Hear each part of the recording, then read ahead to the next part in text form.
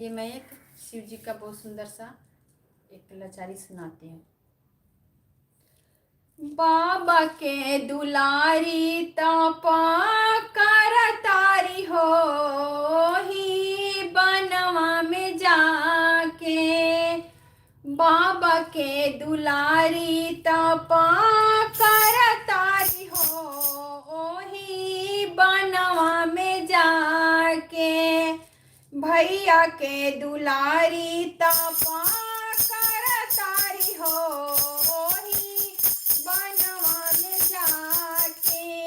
चाचा के दुलारी तपा कर तारी हो ही बनवा में जाके।